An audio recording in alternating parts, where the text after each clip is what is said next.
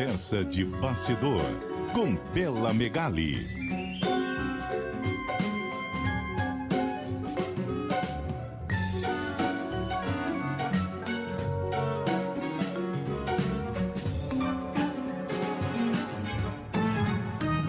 Oi, Bela, boa noite, tudo bem?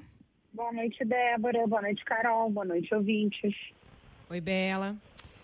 Bela, vamos falar aqui sobre a reação de um grupo ligado a Eduardo Bolsonaro, que comemorou a entrevista do ministro Alexandre de Moraes, e porque está apostando justamente numa reação de Donald Trump. Explica pra gente o que você apurou. Pois é, Débora, eles estão apostando que o Trump vai dobrar a aposta e considerar a entrevista do Moraes para o jornal Washington Post uma espécie de provocação. A leitura do grupo do Eduardo Bolsonaro, que está lá nos Estados Unidos capitaneando todo esse movimento, é que o estilo do Trump é responder às provocações. Então, eles avaliam que uma fala do ministro Alexandre de Moraes para um jornal norte-americano, falando que não vai retroceder e que as pressões do governo americano não vão ter efeito sobre ele, é mais uma maneira de provocar o presidente dos Estados Unidos. Por isso, o grupo de Eduardo Bolsonaro aposta na ampliação das sanções contra o Alexandre de Moraes. Leia-se ampliação, a inclusão da esposa do ministro nas sanções financeiras impostas pela Lei Magnitsky e também até a inclusão de outros integrantes da corte nessas sanções. A entrevista do Moraes para o Washington Post ontem, ela inclusive foi compartilhada nas redes sociais pelo ex-estrategista de comunicação do Trump, que hoje é um dos principais conselheiros do presidente dos Estados Unidos. É o empresário Jason Miller. E o Jason compartilhou essa entrevista com uma mensagem de: não se preocupe, estamos assistindo. O Eduardo Bolsonaro considerou essa fala importante, uma fala de que a entrevista do Moraes já chegou ao Trump e que em breve deve ter uma reação. Vamos ver se ele está certo, né, Débora? E essa decisão do ministro Flávio Dino deve ir também nessa mesma direção na avaliação dos bolsonaristas, né? É isso, Carol, tanto que a gente já viu uma reação da Embaixada dos Estados Unidos ontem mesmo, né? Depois dessa manifestação do ministro Flávio Dino.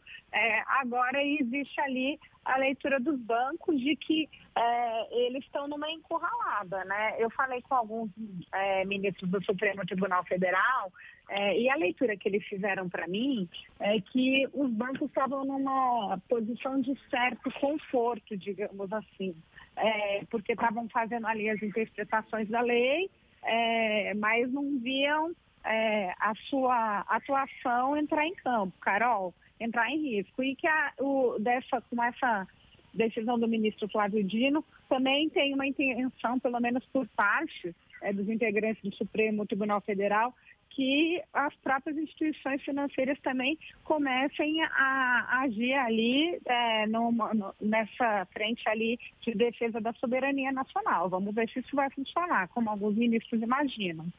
Pois é, e essa decisão tomada pelo ministro Flávio Dino, justamente para reforçar a soberania do país, mostra ali um alinhamento, né, entre os poderes, de certa forma. Agora, o que o PT está preparando, vai fazer para também colocar foco, jogar mais luz sobre esse discurso, Bela?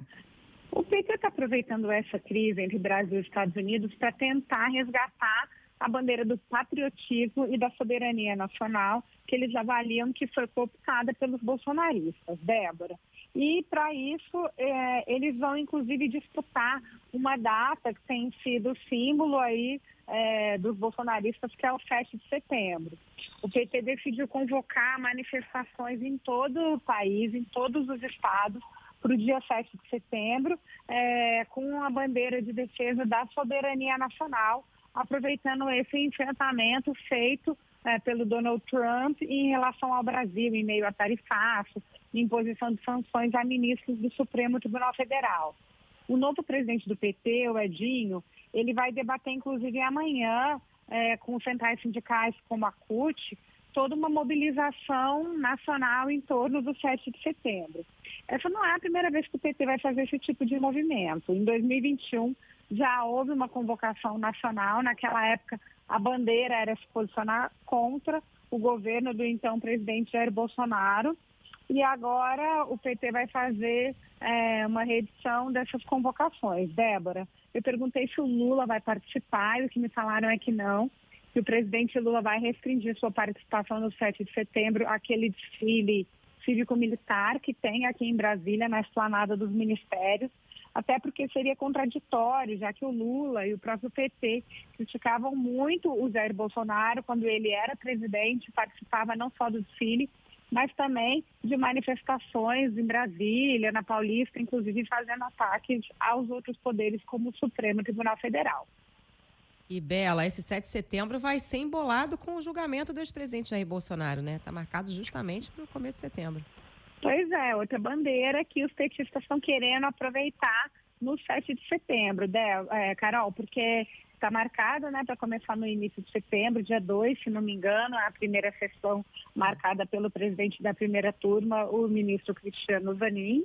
Então, os petistas avaliam que, além dessa bandeira da soberania nacional, também vai existir uma mobilização em torno do pedido da condenação do ex-presidente Jair Bolsonaro. Agora também vai ter essa disputa nas ruas, porque a gente vai ter os bolsonaristas fazendo, né, e a extrema-direita fazendo também toda uma convocação em defesa do ex-presidente. Vamos ver como que vai ser essa disputa nas ruas, né, Carol? Bela Megali, muitíssimo obrigada. Falamos mais na quinta. Um beijo, até. Obrigada a você, Débora, Carol, os ouvintes, e até quinta.